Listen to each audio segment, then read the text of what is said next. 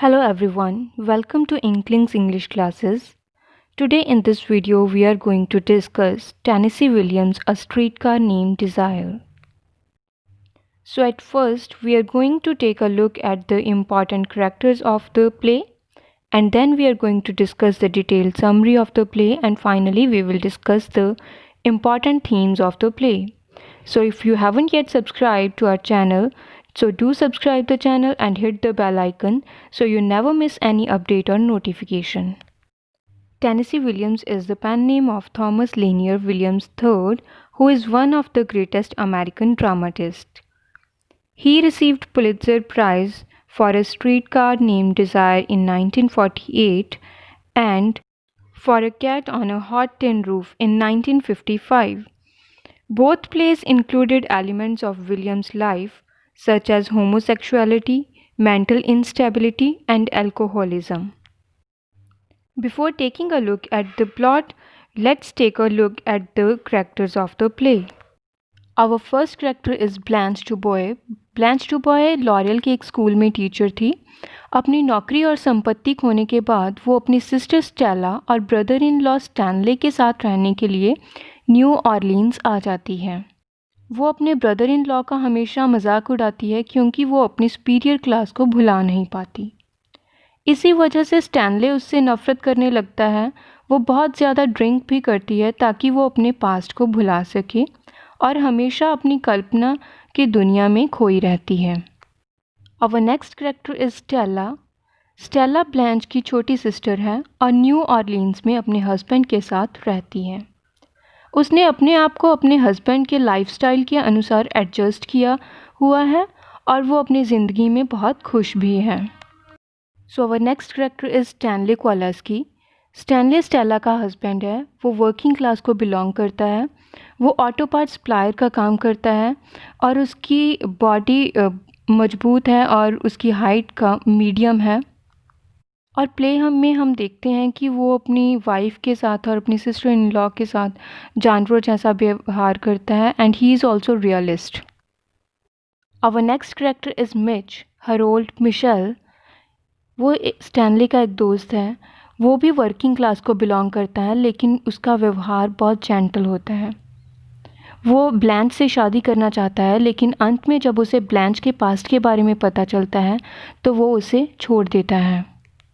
Next we have Eunice and Steve. ये दोनों पति पत्नी हैं और स्टेला और स्टैनले के नेबर्स हैं. यूनिस स्टेला के बहुत क्लोज है और स्टीव पोकर खेलने के लिए स्टैनले के घर आता है. Our next character is Shaw.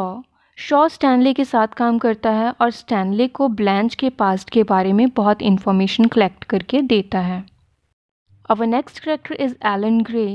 Elon Blanche का हस्बैंड है जो कि अब मर चुका है. He was a homosexual. There are two other minor characters, a doctor and a nurse. Play के अंत में हम देखते हैं कि ब्लैंच को डॉक्टर और नर्स असाइलम लेकर जाते हैं. So let's begin with the detailed summary of the play. Play की ओपनिंग ब्लैंच के अराइवल के साथ होती है. ब्लैंच अपने काम मतलब टीचिंग से ऊब चुकी होती है, इसलिए वो अपनी सिस्टर स्टेला कोवालस्की के साथ न्यू ऑरलीन्स में उसके घर उसके साथ रहने के लिए आती है.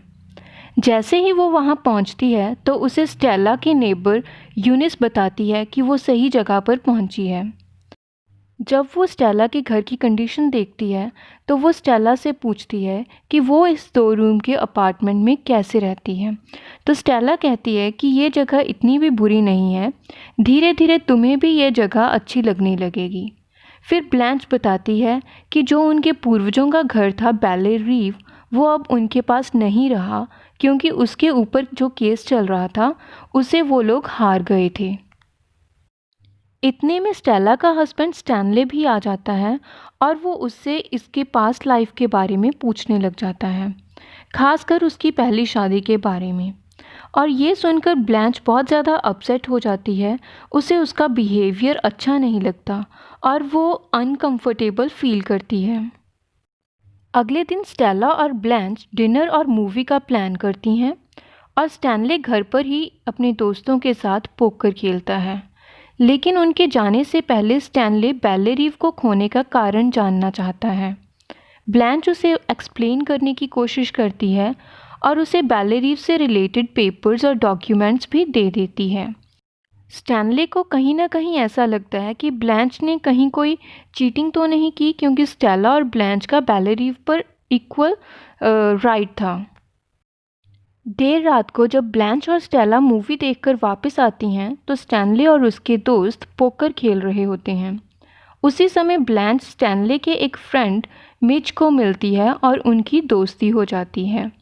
मिच स्टेला को काफ़ी सेंसिबल और सेंसिटिव भी लगता है। फिर वो काफ़ी देर तक आपस में बातें करते हैं और एक दूसरे को पसंद भी करने लगते हैं। ब्लैंच दूसरे रूम में रेडियो ऑन कर देती है और स्टैनले रेडियो की आवाज़ से इरिटेट हो जाता है और रेडियो बंद करने को बोलता है। लेकिन जब कोई रेडियो बंद नहीं करता तो स्टैनले को गुस्सा आ जाता है और वो रूम में आकर रेडियो को खिड़की से बाहर फेंक देता है। और जब स्टेला उसे ऐसा करने से रोकती है तो वह स्टेला को भी हिट करता है। मिच उसे रोकने की कोशिश करता है। इसके बाद ब्लैंच स्टेला को लेकर ऊपर चली जाती है और जब स्टैनले शांत होता है तब वो स्टेला को अपने पास बुलाता है और वह उसके पास वापस आ जाती है। ब्लैंच को स्टैनले का बिहेवियर बड़ा अजीब और बुरा लगता है।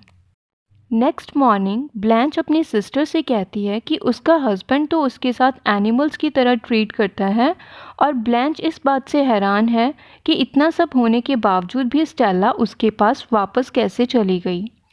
लेकिन स्टेला ब्लैंच को समझाने की कोशिश करती है कि स्टैनले अच्छा इंसान है और वो उससे बहुत प्यार करता है।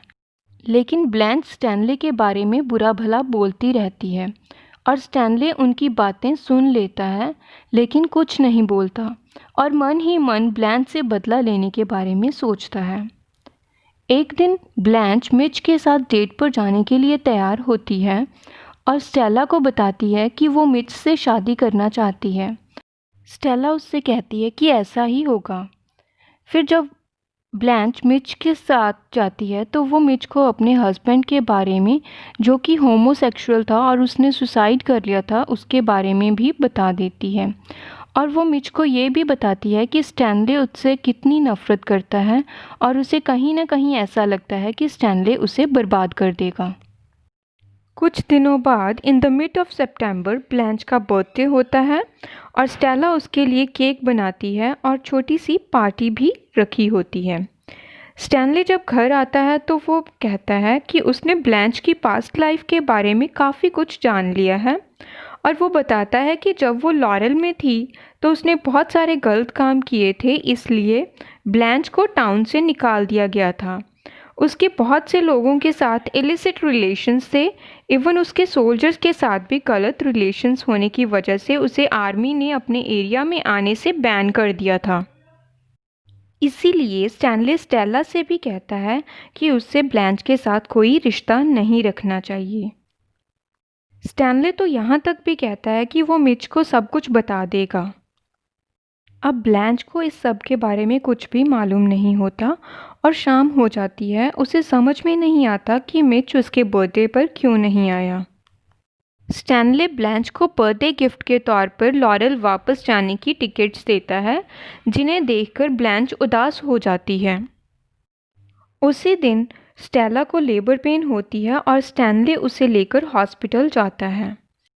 शाम को जब मिच आता है तो ब्लैंच ने बहुत ज़्यादा ड्रिंक कर रखी होती है और वो बहुत ज़्यादा डिप्रेस्ड भी होती है। मिच स्टैनले की बातों में आकर ब्लैंच से उसकी पास्ट लाइफ के बारे में पूछता है और वो उसे सही सही बता भी देती है। वो ये भी कन्फेस करती है कि एलन की डेथ के बाद उसे कोई चाहिए था जिससे वो अपनी बातें कर सके, जिसके साथ वो अपनी फीलिंग्स को शेयर कर सके, और इसी के चलते उसने बहुत से लोगों के साथ रिलेशंस भी बनाए। अब मिच भी स्टेला के साथ फिज़िकल रिलेशंस बनाने की बात करता है तो ब्लैंच मना कर देती है, क्योंकि वो सिर्फ मैरिज करना चाहती है और वो कुछ और नहीं चाहती। लेकिन मिच कहता है कि वह एक अच्छी औरत नहीं है और वो उससे शादी नहीं कर सकता। तो ब्लैंच को बहुत ज़्यादा गुस्सा आ जाता है और वो मिच को वहाँ से जाने के लिए बोलती है।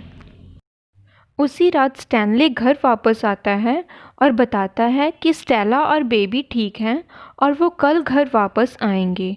तो अब स्टैनले और ब्लैंच घर पर अकेले होते हैं और इसी बात का फ़ायदा उठाकर स्टैनले ब्लैंच का रेप कर देता है। ब्लैंच बाद में इसके बारे में अपनी सिस्टर स्टेला को भी बताने की कोशिश करती है, मगर स्टेला उसकी बात नहीं मानती और स्टेला को लगता है कि ब्लैंच पागल हो गई है। सो इस तरीके से स्टैनले अपनी इंसल्ट का बदला ले लेता है और ब्लैंच की ठीक हो रही लाइफ को डिस्ट्रॉय कर देता है। स्टेला ब्लैंच को अपने घर से भेजने के लिए उसका सामान पैक करती है और स्टैनले उसे पागल बताकर एक डॉक्टर को बुलाकर ब्लैंच को उसके साथ मेंटल असाइलम भेज देता है। पहले तो ब्लैंच उसके साथ जाने को तैयार नहीं होती, लेकिन फिर वो डॉक्टर के साथ चली जाती है क्योंकि उसे ऐसा लगता है कि स्ट्रेंजर्स ने ही हमेशा उसका साथ दिया है, उसके अपनों ने उसका साथ कभी भी नहीं दिया। So that's all about the plot of the play. Let's discuss the major themes in the play. The first theme is reality versus illusion. Blanche बहुत ज़्यादा डेलिकेट और सेंसिटिव है, लेकिन स्टैनले रियलिस्ट है। ब्लैंच हमेशा अपने ख्यालों की दुनिया में रहती है। ब्लैंच सच्चाई बताने से डरती है और वो हमेशा वही बताती है जो उसे सच लगता है या फिर जिसे सच होना चाहिए। And we see reality finally overpowers everything that is imaginary, as Blanche failed in her attempt to forget her past, and her miserable present condition conveys this theme clearly. Blanche takes streetcars named Desire and Symmetries to reach New Orleans. Desire कहीं ना कहीं life या फिर illusions को represent करती है, while symmetries death या फिर सच्चाई को, रियलिटी को रिप्रेजेंट करती है। The next major theme is class conflict. This is also a major theme which is reflected through Blanche and Stanley's attitude towards each other. Blanche और स्टैनले कभी भी एक दूसरे को पसंद नहीं करते। ब्लैंच स्टैनले के लाइफस्टाइल को क्रिटिसाइज करती रहती है और स्टैनले ब्लैंच के लाइफस्टाइल के ऊपर हमेशा डाउट करता है। And our next theme is decline of American South. We know Blanche and Stella comes from the world that is fastly dying as Belle Reve has been lost. Blanche और Stella उस दुनिया को belong करती हैं जो बहुत जल्दी ख़त्म हो रही है और इसका एग्जाम्पल बेलेरीव का उनके हाथों से खो जाना है। So that's it for this video. I hope you found the discussion helpful. If you found the video helpful, then do like it and share it with your friends. I'll be back very soon with a new video. Till then, stay tuned with Inklings English classes and don't forget to subscribe the channel.